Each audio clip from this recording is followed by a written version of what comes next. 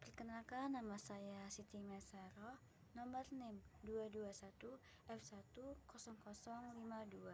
Saya ingin menjelaskan pendidikan anak tunadaksa.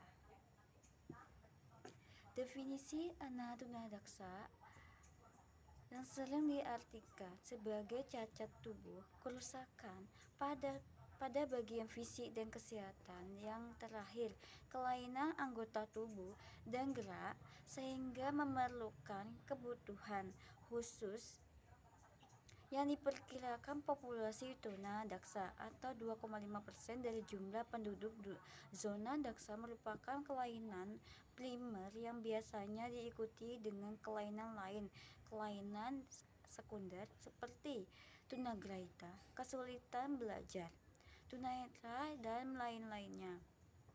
Karakteristik tunadaksa Lewandowski dan Khrushchev pada tahun 1980 mengemukakan bahwa ada 6 faktor yang mempengaruhi diri anak tunadaksa, yaitu usia terjadinya ketunadaksaan, derajat kecacatan, kondisi-kondisi yang tampak dukungan, keluarga dan sosial, sikap terhadap anak tunadaksa, dan status sosial lingkungan. Faktor penyebabnya ketunadaksaan terdapat 3 faktor: saat dalam kandungan, saat lahir, dan sesudah lahir. Faktor penyebab ketunadaksaan dapat kecacatan ke kondisi-kondisi yang tanpa dukungan keluarga dan sosial, sikap terhadap anak tunadaksa, dan status sosial lingkungan. Atau faktor penyebabnya ketunadaksaan terdapat 3 faktor: saat dalam kandungan, saat lahir, dan sesudah lahir.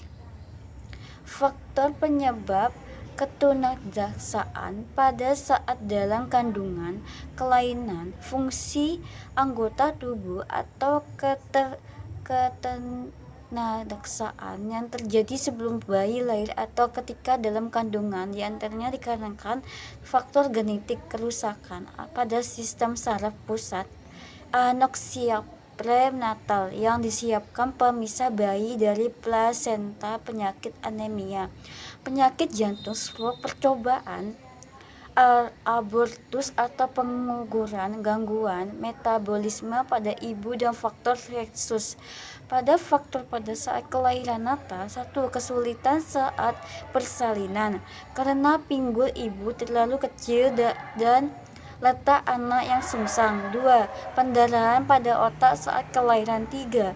Kelahiran prematur. 4. Pengangguran pada plasenta yang menyebabkan kurangnya oksigen.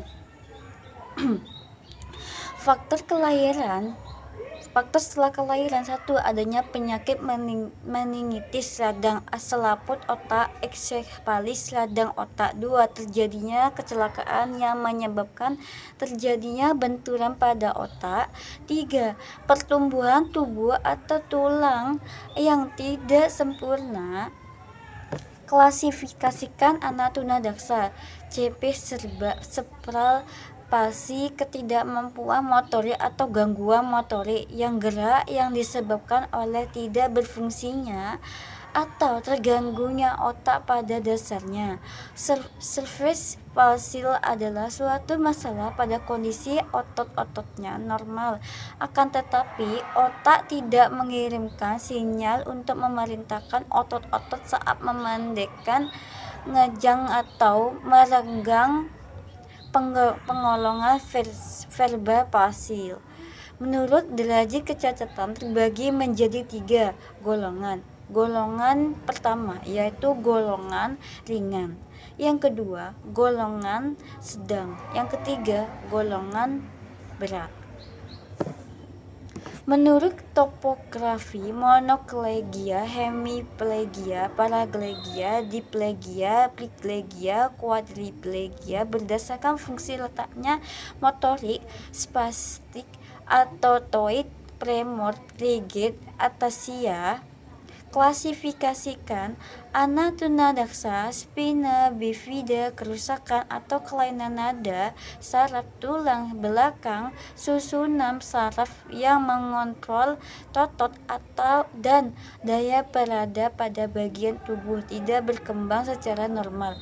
Spina bifida menyebabkan kelumpuhan pada bagian bawah dari saraf tulang belakang yang rusak atau mengalami kelainan muskular distrofi. Melemahnya pertumbuhan otot biasanya berlangsung lama yang tidak sedikit-dikitnya memperlemahkan dan memperkuruskan otot-otot tubuh. Osteogenesis imperfecta dan kondisi tulang yang tidak sempurna yaitu suatu keadaan karena keturunan yang ditandai dengan tulang-tulang yang mudah patah, pertumbuhan tulang yang normal dan menyerang tulang sehingga patah atau retak sehingga memerlukan perlindungan health atau trauma ketergantungan akibat dari kecelakaan. Maladjustment akibatnya bisa terlalu agresif atau acuh tak acuh sama sekali. Biasanya suka memusatkan perhatian dan suka menyumbang informasi, sulit belajar, kehilangan ingatan, gangguan perseptual, amputasi, pemotongan anggota tubuh buatan sering-sering digunakan untuk memberikan keseimbangan yang memungkinkan anak bisa berpartisipasi kembali. Penyakit kronis, penyakit yang berlangsung lama dan tampaknya tidak akan sembuh. Mereka perlu mendapatkan perawatan di rumah atau di rumah sakit. Epilepsi, kelainan pada otak yang kegiatan elektriknya tidak stabil. Juvenile diabetes mellitus, kelainan dalam metabolisme yaitu pada jalur atau saluran di mana tubuh melarutkan dan menyerap zat gula dan tepung dalam makanan sehingga tidak bisa memperoleh dan mempertahankan energi dari makanan sehingga anak kurang tenaga. Diabetes shock, perubahan pada anak secara tiba-tiba seperti pingsan, pusing, penglihatan, kabur kelihatan, mengantuk, rasa pening, mudah marah, atau tanda-tanda perubahan kepribadiannya. Hal ini disebabkan oleh kekurangan insulin, hormon yang dihasilkan oleh pankreas dan dibutuhkan untuk metabolisme dan pencernaan. Diabetes koma, gejala yang tampak adalah rasa lelah, rasa haus, kulit kering dan panas, bernapasan dalam nafas, terasa bau buah, cystic fibrosis, suatu penyakit kronis yang sering menyerang pada anak atau usia remaja. Penyakit ini ditandai dengan keluarnya lendir kental yang dihasilkan oleh kalender Cochrane yang dapat menyumbat saluran atau merintangi dan bagian-bagian lebih lain dari sistem pencernaan. Penderitaan mengalami kesulitan untuk bernafas dan mudah terkena penyakit batuk dan peradangan pada saluran pernapasan. Penderita sering buang air besar karena makanan yang dicerna sedikit demi sedikit saja. Hemofilia dan darah tidak bisa mengumpah secara cepat sebagaimana mestinya sehingga saat terjadinya luka bisa menjadi masalah besar sehingga menyebabkan membengkak, rasa sakit dan kerusakan yang sifatnya permanen pada tulang-tulang sendi. Luka bakar, kelainan fisik yang terjadi akibat terbakarnya bagian-bagian tubuh. Poliomyelitis spinal cord, kelumpuhan pada masa bayi yang disebabkan oleh virus yang menyerang spinal cord atau otak yang menyebabkan cacat tubuh. Tunadaksa, kelainan anggota atau gerak. 1. Anggota gerak tubuh lemah. 2. Jari tangan kaku dan sulit motorik halusnya. 3. Sulit berdiri, jalan maupun duduk Kebutuhan anak dalam pembelajaran antara lain: 1. Berikan alat bantu gerak, yaitu diantara lain kursi roda, truk, dan lain-lainnya. 2. Berikan terapi pada fisik agar bisa dioptimalkan. Jenis-jenis tunadaksa: disabilitas neokromuskular skeletal. Jenis disabilitas fisik ini disebabkan oleh kelainan pada sistem saraf pusat otak dan sumsum tulang belakang, sehingga anak tidak mampu melakukan gerakan terkontrol dari bagian tubuh tertentu. Disabilitas muskuloskeletal. Apa saja jenis-jenis dari tunadaksa? Penggolongan anak tunadaksa dalam kelompok kelainan sistem otot dan rangka tersebut adalah sebagai berikut: poliomyelitis, muskel dystrophy, spina bifida, karakteristik akademik, karakteristik sosial dan emosional, karakteristik fisik, kesehatan, pengembangan intelektual dan akademik, membantu perkembangan fisik. Sistem pendidikan apa yang tepat untuk anak tunadaksa? Sistem pendidikan yang paling tepat digunakan untuk anak tunadaksa adalah sistem pendidikan segregasi. Hal tersebut karena dalam sistem pendidikan segregasi, pendidikannya diselenggarakan secara terpisah dari menyelenggarakan pendidikan anak-anak normal. Apakah anak tunadaksa harus belajar di sekolah khusus? Ideal anaknya tunadaksa memang disarankan untuk bersekolah di sekolah luar biasa bagian D1, namun dalam beberapa kasus ada anak dengan keterbatasan fisik yang tidak terlalu signifikan seperti poliomyelitis yang bisa bersekolah di sekolah umum. Bagaimana menangani anak tunadaksa dalam pembelajaran di kelas? Mengatasi perkembangan mental anak tunadaksa: 1. Latih anak untuk percaya diri. 2. Ciptakan hubungan baik antara anak dan orang tua. Biasakan gaya hidup sehat, salurkan emosi buruk anak pada hal tertentu. Buat suasana rumah yang penuh dengan rasa optimis, berikan kepercayaan anak. Item lainnya. Tunadaksa hambatan apa? Tunadaksa yang tergolong bagian D1 adalah seseorang yang mengalami gangguan semenjak lahir atau cerebral palsy, sehingga mengalami hambatan jasmani karena tidak berfungsi tulang otot, sendi, dan saraf. Sistem pendidikan apa yang tepat untuk anak tunadaksa? Idealnya anak tunadaksa memang disarankan untuk bersekolah di sekolah luar biasa bagian, namun dalam beberapa kasus ada anak dengan keterbatasan fisik yang tidak tertentu signifikan seperti poliomyelitis yang bisa bersekolah di sekolah umum. Bagaimana cara guru mengajar anak tunadaksa? Untuk anak tunadaksa, metode pengajaran yang dapat digunakan adalah metode ceramah, diskusi berkelompok, praktek tunalaras. Ialah gangguan atau hambatan atau kelainan tingkah laku sehingga kurang dapat menyesuaikan diri dengan baik terhadap lingkungan, keluarga, sekolah, dan masyarakat. Mengapa anak tunadaksa harus ada sekolah inklusi? Manfaat sekolah inklusi dan kewajiban yang sama dengan peserta didik reguler lainnya di kelas. Berbagai fasilitas untuk belajar dan mengembangkan diri terlepas dari keterbatasannya, dorongan untuk lebih percaya diri, kesempatan untuk belajar, dan menjalin persahabatan bersama teman sebaya. Apa saja yang termasuk tunadaksa?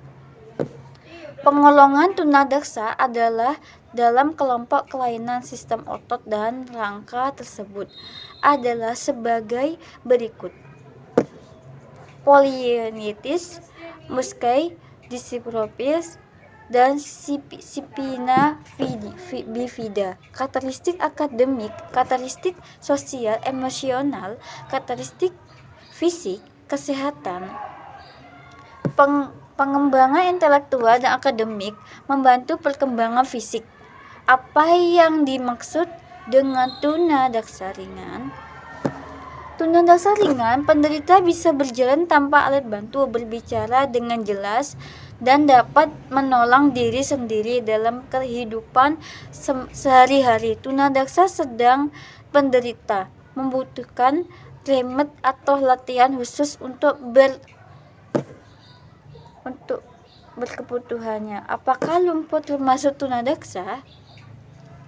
Tunadaksa adalah individu yang memiliki gangguan gerak yang disebabkan oleh kelainan neuromuskular dan struktur tulang yang bersifat bawaan sakit atau akibat kecelakaan, kehilangan organ tubuh, polio, dan lumpuh cerebral palsy. Termasuk jenis tuna apa? Cerebral palsy diartikan sebagai kelumpuhan pada otak yang menyebabkan tidak adanya kontrol otak, kelainan postur, dan hambatannya gerak. Kelainan tersebut tidak bersifat progresif dan tidak selalu memburuk. Fried 200-500. Cerebral palsy adalah salah satu jenis gangguan kelainan termasuk ke dalam kelompok tunadaksa. Apa yang membedakan tunadaksa dan cerebral palsy? Tunadaksa adalah anak yang mengalami kelainan atau cacat yang menetap pada alat gerak atau tulang sendi atau otot sedemikian rupa sehingga memerlukan pelayanan pendidikan khusus jika mereka mengalami gangguan gerakan karena kekeluyuan pada fungsi saraf otak. Mereka disebut cerebral palsy. Biasakan gaya hidup sehat. 4. Salurkan emosi buruk anak pada hal tertentu. Buat suasana rumah yang penuh dengan rasa optimis dan berikan kepercayaan anak intim lainnya. Distrofi, melemahnya pertumbuhan otot biasanya berlangsung lama yang tidak sedikit memperlamah dan memperkurus otot-otot tubuh. Osteogenesis imperfecta, kondisi tulang yang tidak sempurna, yaitu suatu keadaan yang keturunannya tidak ditandai dengan tulang-tulang yang mudah patah.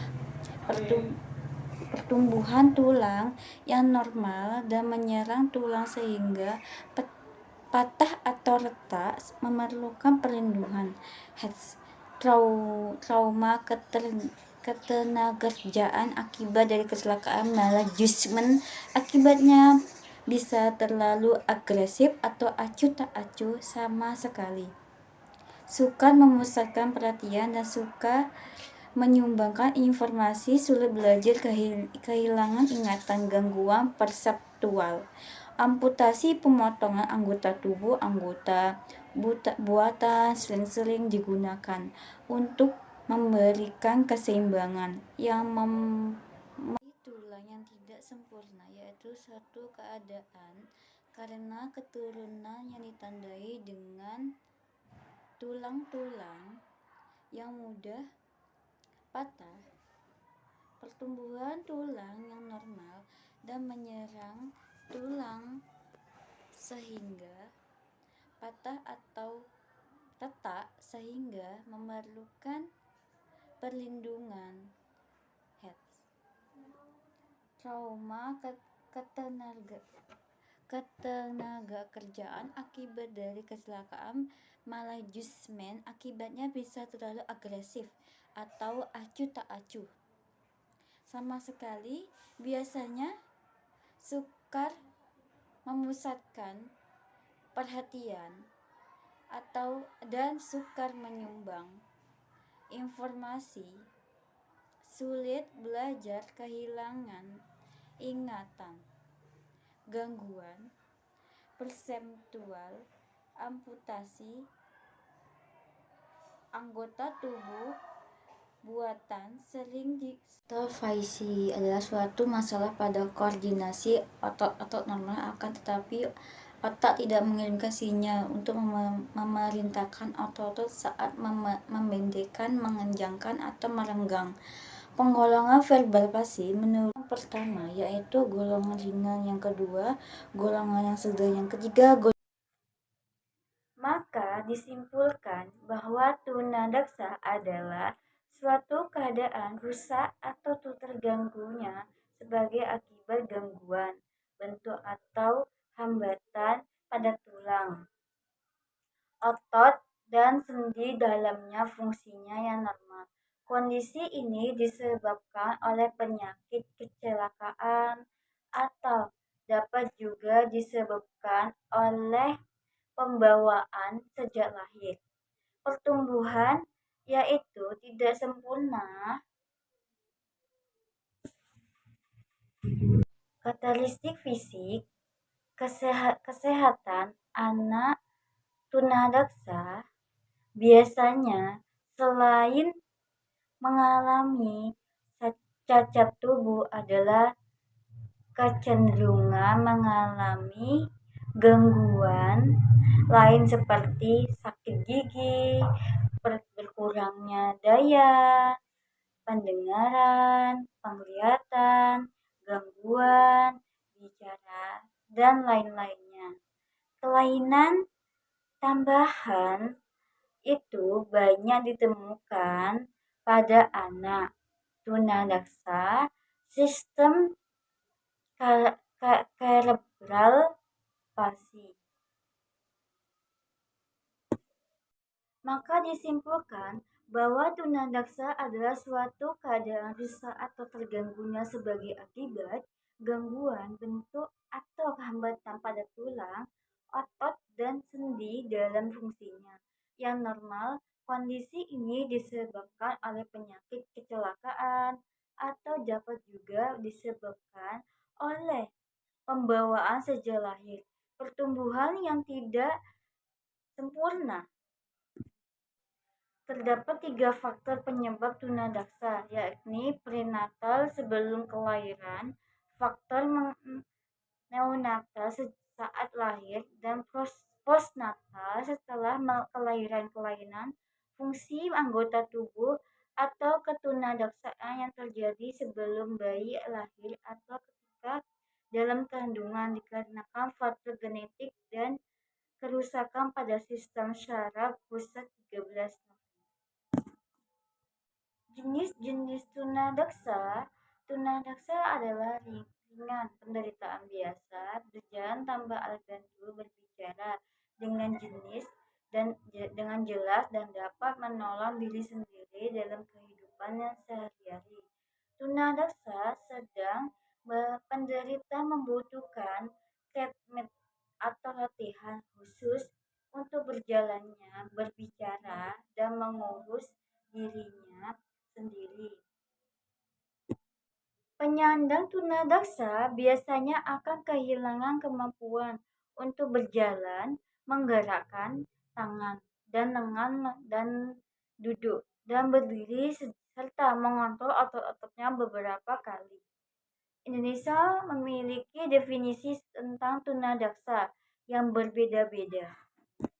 Nah, berikut ini beberapa cara menangani anak-anak berkebutuhan khusus.